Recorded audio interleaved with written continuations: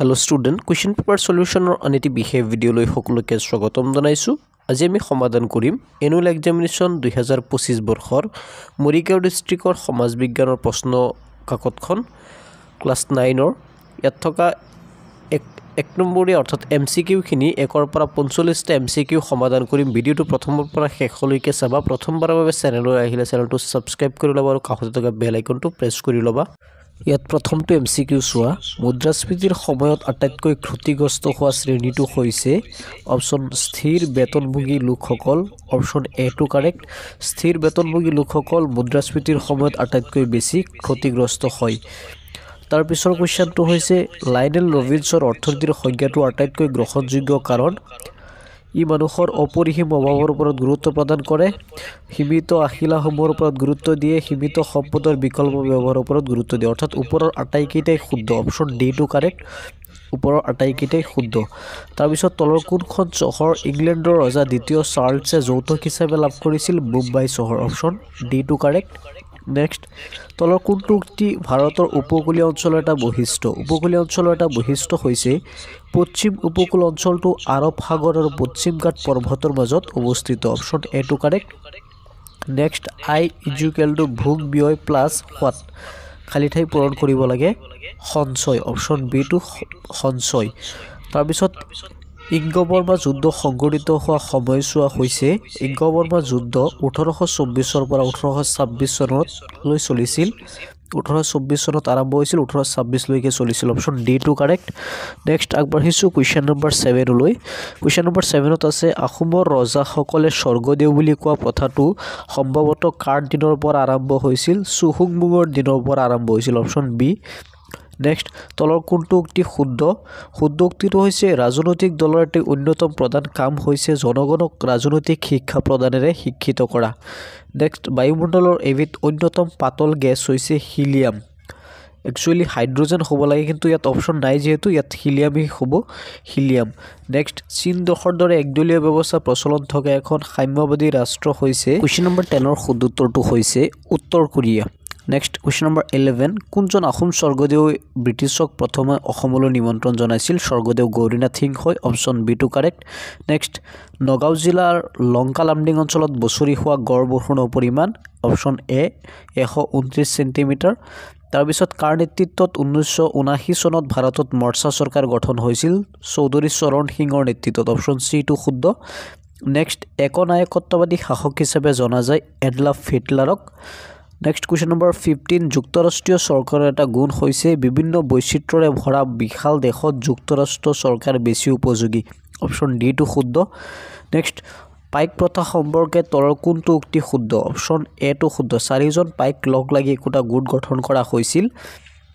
Question number 17 তলৰ উক্তিকেইটাৰ বিবেচনা কৰিলে দেখা পোৱা যায় যে মুৱামৰীয়া বিদ্ৰোহে আহোম ৰাজতন্ত্ৰ দুৰ্বল কৰি তুলিছিল আৰু বহিৰাজ্যৰ আক্ৰমণৰ পথ সুগম কৰি দিছিল অৰ্থাৎ কেৱল দুই শুদ্ধ option B 17 B next 18 lord ৰিপনে প্ৰৱৰ্তন কৰা ইলবাৰ্ট বিলৰ উদ্দেশ্য আছিল ভাৰতৰ ন্যায়াধীশক ইউৰোপৰ আসামিক বিচাৰ কৰিব পৰা ব্যৱস্থা কৰা অপচন বি টু শুদ্ধ অসমত পোৱা ভূপ্ৰাকৃতিক অৱয়ৱসমূহ হৈছে প্লাৱনভূমি পাহাৰ পৰ্বত নদী উপত্যকা অৰ্থাৎ 1 2 3 অৰ্থাৎ অপচন এ টু শুদ্ধ 20 তলৰ কোনখন বৰাক নদীৰ উপনৈ হৈছে সোণাই নেক্সট মুৱামৰীয়া বিদ্ৰোহৰ ফলাফলসমূহ হৈছে আহোমৰ অৰ্থনৈতিক দুৰ্বল কৰি তুলিছিল মানুহসকল অসম আক্ৰমণৰ পথ সুগম কৰি তুলিছিল আহোমৰ ৰাজনৈতিক ব্যৱস্থা ধ্বংস হৈছিল ওপৰৰ আটাইকেইটা 21 ডি তাৰপিছত আগবাঢ়িছো কোৱেশ্চন নম্বৰ 22 লৈ তলৰ কোনখন চাৰিখন জিলা বিটিএডিৰ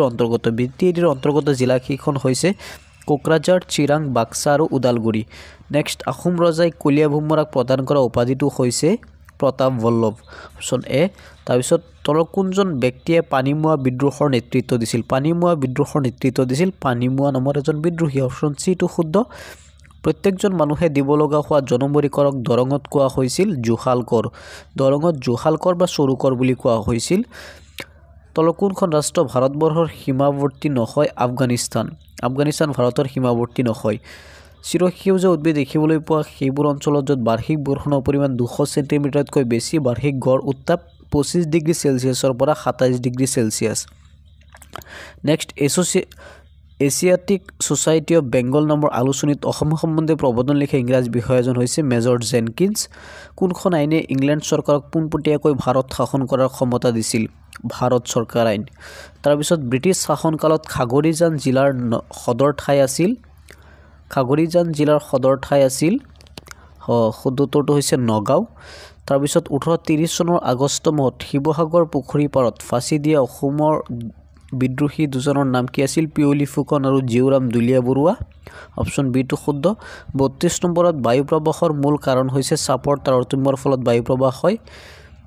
তাৰপিছত গ্ৰীষ্মকালৰ দিনৰ ভাগত উষ্ণতা বৃদ্ধিৰ ফলত থৰ মৰুভূমিত সৃষ্টি হোৱা বায়ু প্ৰবাহ যেতিয়া উত্তৰ ভাৰতৰ গংগা সমভূমি অঞ্চলত প্ৰৱেশ কৰে তেতিয়া তাইক কি বোলে? লু বুলি কোৱা হয়। মায়ামৰা হৈছে এখন বৈষ্ণৱ সত্ৰৰ নাম। তাৰপিছত উত্তৰৰ হিমালয় পাৰ্বত্য অঞ্চলৰ বৈশিষ্ট্যৰ ক্ষেত্ৰত তলৰ কোনটো উক্তি শুদ্ধ? ওপৰৰ আটাইকেইটা। হিমালয় পৃথিৱীৰ উচ্চতম পৰ্বতমালা। এই পৰ্বতমালা ভাৰত, নেপাল, ভূটান আৰু চীনলৈ বিস্তৃত। ইয়াৰ উচ্চতা সাগৰ পৃষ্ঠৰ পৰা 8000 মিটাৰতকৈ অধিক। তিনিটা শুদ্ধ। নেক্সট 36 লৰ্ড লিটনে প্ৰৱৰ্তন কৰা কুখ্যাত প্ৰেছ আইন 1878 চনৰ এটা লক্ষ্য হ'ল ভাৰতীয় আঞ্চলিক ভাষাত প্ৰকাশিত কাকতৰ ওপৰত পুনৰ বাধা নিষেধ কৰা। অপশ্যন চিটো শুদ্ধ। আগবাঢ়িছোঁ কুৱেশ্যন 37লৈ। 37ত চোৱা ব্ৰাহ্ম সমাজ ৰাজা ৰামমোহন ৰায় শুদ্ধ। আৰ্য সমাজ স্বামী বিবেকানন্দ এইটো ভুল, কাৰণ আৰ্য সমাজ প্ৰতিষ্ঠা কৰিছিল দয়ানন্দ সৰস্বতীয়ে। ৰামকৃষ্ণ মিছন স্বামী বিবেকানন্দ। প্ৰাৰ্থনা সমাজ কি? অপশ্যন ধৰেন অৰ্থাৎ 1, 3, 4 এইটো শুদ্ধ, অৰ্থাৎ অপশ্যন ডিটো শুদ্ধ। তলৰ কোনটো দক্ষিণ ভাৰতৰ নদীৰ বৈশিষ্ট্য? দক্ষিণ ভাৰতৰ নদীৰ বৈশিষ্ট্য হৈছে দক্ষিণ ভাৰতৰ নদীবোৰ তুলনামূলকভাৱে চুটি। তাৰপিছত কোনো এটা বস্তুৰ অভাৱ পূৰণ কৰিব পৰা ক্ষমতাক কি বুলি কোৱা হয়? উপযোগিতা বুলি কোৱা হয়। এটা সামগ্ৰীৰ অভাৱ পূৰণ কৰিব পৰা ক্ষমতাক উপযোগিতা বুলি কোৱা হয়। সতীদাহ প্ৰথা বন্ধ কৰাৰ ক্ষেত্ৰত ৰাজা ৰামমোহন ৰায়ক সহযোগ কৰা ইংৰাজ বিষয়াজন হৈছে লৰ্ড উইলিয়াম বেণ্টিং। চিপাহী বিদ্ৰোহৰ সময়ত ভাৰতৰ গভৰ্ণৰ জেনেৰেল আছিল লৰ্ড কেনিং আছিল। গোলকীয় উত্তাপ বৃদ্ধিৰ এটা মূল কাৰণ হৈছে বায়ুমণ্ডলত কাৰ্বন ডাই অক্সাইড গেছৰ পৰিমাণ বৃদ্ধি। তলৰ কোনটো 43 তলৰ কোনটো অৱয়ব হিমবাহৰ দ্বাৰা সৃষ্টি? হিমবাহৰ দ্বাৰা সৃষ্টি হোৱা অৱয়ব হৈছে ইউ আকৃতিৰ উপত্যকা। সমুদ্ৰতলীৰ ডাঙৰ ভূমিকম্পৰ ফলত সৃষ্টি হোৱা শক্তিশালী ঢৌক চুনামি বুলি কোৱা হয়। বন্দে মাতৰম গীতৰ ৰচক হৈছে বংকিম চন্দ্ৰ চট্টোপাধ্যায়। তাৰপিছত চোৱা 2 নম্বৰীয়া কুৱেশ্যন আহিছিল অসমৰ দুটা আঞ্চলিক ৰাজনৈতিক দল লিখিবই লাগে। আঞ্চলিক ৰাজনৈতিক দলৰ নাম অসমৰ অসম গণ পৰিষদ, ৰাইজৰ দল, অসম জাতীয় পৰিষদ। এইবিলাক কেনেকৈ ৰাজকীয় নীতিৰে মুদ্ৰাস্ফীতি নিয়ন্ত্ৰণ কৰিব পাৰি? বস্তুৰ দাম যেতিয়া বৃদ্ধি হয় তেতিয়া ৰাজকীয় নীতিৰে কেন্দ্ৰীয় মুদ্ৰাস্ফীতি নিয়ন্ত্ৰণ কৰিব পাৰি লিখিব লাগে। পাৰ্থক্য লিখিব লাগে। তাৰপিছত ভাগ কৰা আৰু শাসন কৰা নীতিৰ উদ্দেশ্য। এনেকৈ 2 নম্বৰীয়া কুৱেশ্যনবিলাক চোৱা। তাৰপিছত 3 নম্বৰীয়া কুৱেশ্যন আৰু এইপিনে চোৱা 4 নম্বৰীয়া চমুটোকা আহিছে 3টা লিখিব লাগে, যিকোনো 2টা লিখিব লাগে। 6 নম্বৰ লাষ্টত প্ৰকল্প 10 নম্বৰ।